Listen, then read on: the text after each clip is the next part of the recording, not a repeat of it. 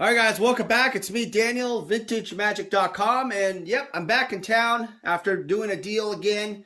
Purchased a deal from a guy who basically wanted to move on and purchase a house and all this other stuff. So when you purchase a deal, I like to show some of this stuff. You basically go off and kind of do some consolidating, essentially. So I got 3 carry-on luggages, had to pay $100 more, get the first 2 bags free. And also you got your check-ins, but got a Homelands box in there, a bunch of Ice Age packs. Look at this old stuff. Wyvern, I mean, is this in the Fallen Empires? I don't know. There was some kind of like, the backs were Wyvern? I don't know.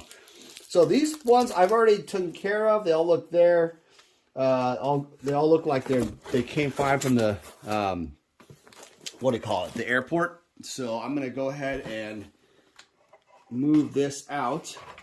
And so all I'm doing right now at this point, guys, is I'm basically putting these in like plastic bins.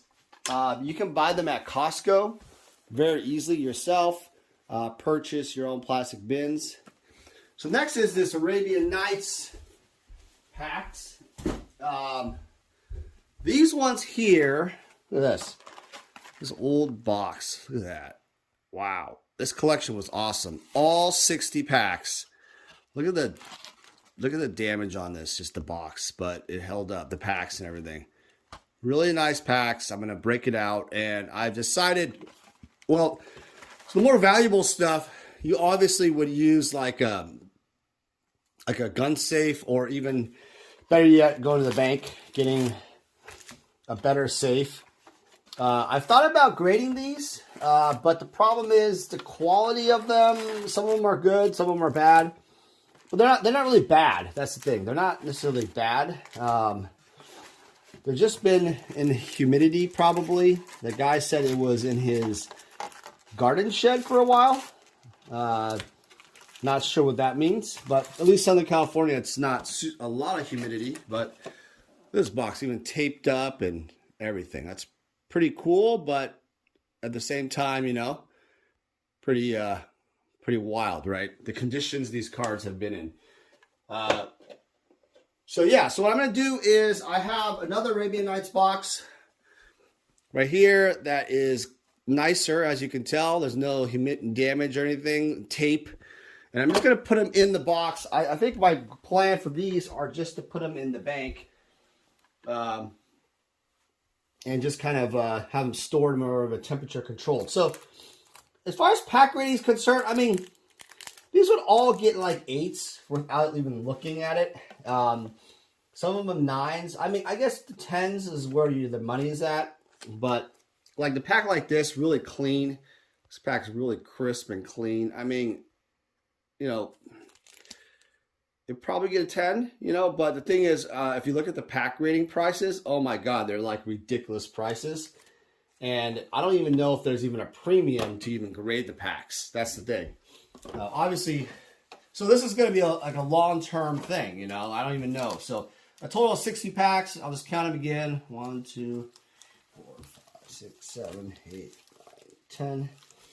And I just like looking at them again, just kind of over evaluating if they are gradable or not. You kind of have a feeling already, you know, like, hey, you know, if they are. And if you store them in the way they were stored in the box are pretty good setup. Just don't bend the plastic too much. Another thing is PSA is the only pack rating company, and they actually started grading. Having new pack grades, the holders where these 2 flips aren't bent over like that. They're even bent even more than that, actually, because they have to fit a wax pack. I don't even want to do it. It produces some type of crease. So I'm not sure if they're even accounting that for the pack quality. Maybe the pack quality, they're looking more about the actual surface and the back, stuff like that. So yeah. Also with Arabian Nights, interesting there, and even I think Antiquities might have this. You have 2 variations. One is that the card shows in the front, That's the rare, or the U1, the rare one. Essentially, if there is a U1 in the pack, these have like a mana symbol, like the little red dots and the dots around. That shows me that the backs are showing. So what's really cool about it, though, is if you find a pack that has it, you can, unfortunately, search them. But it makes it cool because if you have I had one that had a library before and a bazaar, stuff like that. That's kind of cool because you can keep the pack and, yeah. So, but these are actually more, I think, even better because these are less searchable. So, olden days, you can do it now if you wanted to. You can search it by putting a card at the top and kind of, putting a certain light and certain, and I don't search the packs. I mean, this particular guy just opened the box, the other box that was damaged, and just kind of wanted to make sets for himself and wanted to have product of each one for himself. In this particular case, he got a box from a store, just kept it all these years. Never even opened the cards. So, okay, 1, 2, 3, 4, 5, 6, 7, 8, 9. Yeah, and then so the new holders probably, I don't think they hold, I don't think they deal well with the small packs because the new holders only hold the 15 card packs. So I'm not sure if they do the 8 card packs like Arabian Nights, Antiquities, and the Dark. 1, 2, 3, 4, 5, 6, 7, 8, 9, 10. Yeah, you can just tell, just obviously years of experience, like a couple things I can show you, like if it was indeed like tampered with, there's a seal right here, like right here, this part here, there, and there. If you pull it and it gives any kind of like gluey sensation, it would just pull out. But it's so tight. It's almost like they kind of riffled it, right? So it seals it really nice. The other thing is you can tell like the corners, if they were like searched this all the time, the corners would be predominantly they're pushed essentially, very curved. So I don't think, well, this guy didn't search any packs, but if there were any, you would pretty much know the difference. And so I'll show you some of I also got a couple beta packs and some other unlimited packs. I'll show you that in a second. Show you kind of the same example. 1, 2, 3, 4, 5, 6, 7, 8, 9, 10. Yeah, I mean, people wonder like, well, Dan, what do you think about opening the packs? Is that worthy of an investment? Answer is no. Hell no. Don't ever do it. 3, 4, 5, 6, 7, 8, 9, 10. They are a terrible investment. It's not an investment. That is gambling.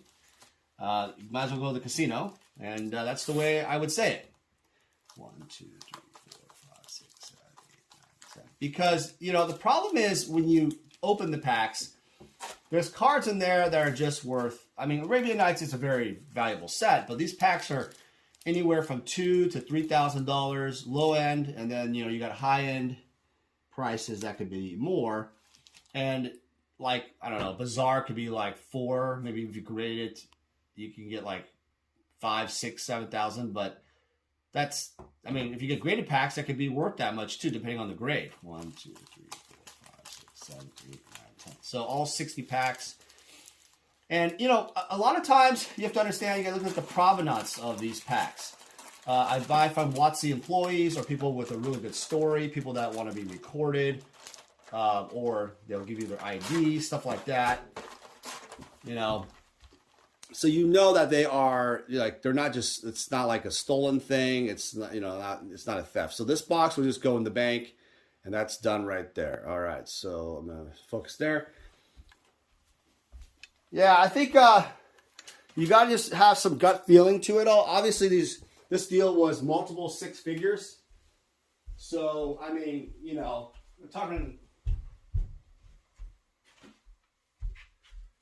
we're talking big money here, right? This is like the price of a house, a house in like Iowa type of thing, or Midwest suburbs. you know, Ferrari status, but the reality is you got to be careful. Now, the Homelands box did not last very well. You can tell the packs are kind of jumbling. They're heavier on this side. So, a Homelands box not worth a ton. Got the Alliances box. Did not do very well in life either. You got good old Chronicles, the set that made the reserve list what it is today. And that is also, I'm going to put these all in the plastic bin. Let's see if I can. Yeah, just go to Costco.com. You'll find these plastic bins. You'll know what I'm talking about. They're really good for what you're trying to do. For storing, if you're storing it kind of in a temperature control setting. These are kind of cool. I like this stuff. This is all part of the collection. Scry Chronicles Checklist. I know they're not special, I guess, to some of you guys. Ice Age Starter Book.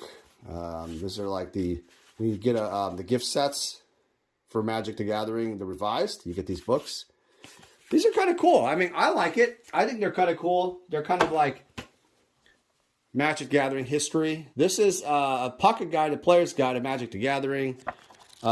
I've had many of these over the years, but just I don't think I've ever shown you guys. It talks about banding there, attacking. Really great book. Rules have obviously changed quite a bit with that Modern Masters or Modern Horizons set that came out. I don't know if you guys saw it.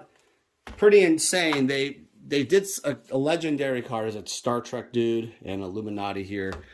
They had a commander card that's a 5-color commander, where I think it basically, when the guy taps, you have the option to cast Black Lotus, Brain Geyser, Regrowth, Terror. It's like one of each card, and each color, right? So they have like a spell for each, and these are like, and then Black Lotus obviously isn't a commander card, but what's going on? So I don't know. We'll see what happens. Magic's changing all the time. Now this is a Legends pack. This one is, again, the seal is pretty tight. You see that? It doesn't really feel that. It's kind of slipping out, but this one is. But see, it's not. So here you could just tell if you focus here. If you pull, there's no give at all. You don't want to pull too hard and break it. I mean, the packs are not necessarily bad. They're just sometimes the quality of them over the age. It just was like that, This one, seal, yep, there's a little bit more. That's all that should happen. If you have these older packs, there should be no gap opening. That shows you that it's probably been resealed. If it's very easy to pull out, because glue is very easy to pull out. And there's a stickiness to it. These are just empty revised ones. And these packs, I'll just be putting away too. Got these 2 beta boosters, pretty awesome. Checked them. They were not alpha, unfortunately. Alpha would be the home run of the century. Alpha boosters are really rare, so there you go. Again, the seals, really old. These are 1993, guys. I remember opening these up, paying like a couple $100, and then, I didn't pay the super cheap price back in the day. I couldn't afford it, but let's see the seal. You can't even, I'm putting a little pressure on it, can't even open it. Shows me that it's a pretty good seal. I wonder if the grading company, like PSA, they understand that part, and they're going to give it a better grade because of that seal. Or if it's not tampered. If that thing like breaks out, but it's not cut, it's not tampered. It's just, now if there's any rips, that's the thing that really kills packs, by the way. Wax packs and all that, deal with that. A couple Summer Magic packs. Just kidding, revised. I wish. Actually, I don't even know. I didn't even check. So maybe they are. Who knows? A couple of Higgledies packs. So the guy, you can tell the story here. The guy collected the packs and the cards, and he essentially just made,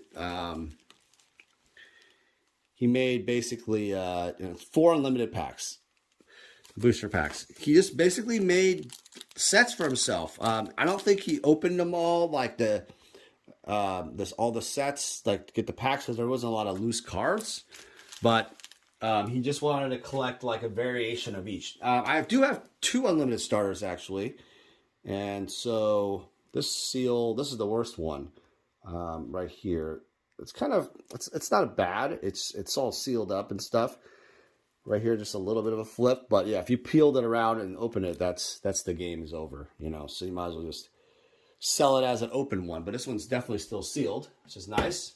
And that's just for display. And then let's see. All right, so I'm gonna go and sort some cards now. Let's see what we got here. So yeah, I gotta say, sorting cards is not my favorite pastime. It's not. It's people are like, well, that's like the best part. That's because you see so many cards, man. Yo, Adrian, yo. That's my Rocky impression. Yeah, I mean that's true. I've seen a lot of cards, but that doesn't mean that it gets monotonous. I don't know. Like, there's a lot of boredom to it all to me. I don't know. So, I'm just going to kind of, a couple things. Remember what I got here. There was an Arabian Nights set. Maybe some extras. I think these are just extras, actually. There's an Old Man in the Sea. That's it. Yeah, this is just, it's not even like alphabetical order. So, I believe there was a bunch of antiquities stuff too. I think there was a couple sets of antiquities also. Yeah, these are just antiquities and Arabian Nights. So I'm not even going to go through that just for time, because what I'm going to do is I put them in these plastic containers. Something to note, maybe over the years that might be interesting. These white boxes are actually not archival. What does that mean? Archival basically means that there's acidity. Archival means that there's no acidity that will affect the item that could potentially go through, spill over, whatever. So that's interesting, right? Because people in the card business, don't really care about that, I guess. Art world, people care about that all the time. What are these? Oh, more antiquities. Okay, so I don't even know if I want to go through this. Yeah. So these are just all antiquities cards, and they're already in. Yeah, this is the dark. So I'm just going to put these stored up in bins because it's just easier. There's no reason to spend more time on it. Okay. Oh, this is the other deck. Let's see. Oh, this is really stuck in there. I don't know if I should have done this way. This could be very valuable cards too. I did find that there was a partial legend set or a legend set in here. Oh, this is really bad. I really didn't do this right. And this is going to be on camera, so people are going to be like, Dan, you just dropped all the cards. I just got to get a little bit out. Okay, come on. There you go. Okay. It's coming out. It's coming out. Ah, this is really good. Tight. Okay. Yeah, this is the partial legend set. So, yep, this is the partial. So I'm going to just ditch some of that. I don't need these. Here's the other starter deck. There it is. 60 cards, maybe a Black Lotus or 2. Who knows? Yeah, that was kind of a cool little. It's cool to see that, to have extra, guys having 2 of each. That shows me he's got that true collector. Yeah, this is the partial legend set. I gotta say, when they start having the strip mines, there must be more antiquities cards. Yeah. There's a random abomination. Oh, that's on the top. Yeah, I mean, I gotta say, like, when they start having 2 of each, or 3 of each, 4 of each, and then additionally the cards, I've seen a lot of collections like that. It really shows me an appreciation for the collecting, and that's really cool. So what I'm gonna do is, this is an empty revised. I don't care about that.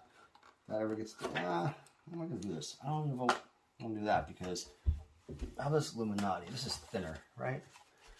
Illuminati box. There you go. Fits the Legends mold. Yeah, it's thinner. All right, cool. All right, that's done. All right, so I'm gonna put some. I use this tissue or whatever on top just because it does move around a little bit. All right, so this one, so I just like to go through because people ask me also, what do I check in versus keeping? Good one, good question. When you are dealing with collections like this, you want to check in the valuable stuff. That's an obvious answer. Why is this so stuck? What the heck? This is like the worst. These are the worst cases. You know what this is? This is a revised set. Here we go. I'm not even going to go through this. This is revised, right? No, it's not revised. It's revised with the extra value. Okay. All right. That's kind of interesting. All right. Why is there an extra value? All right.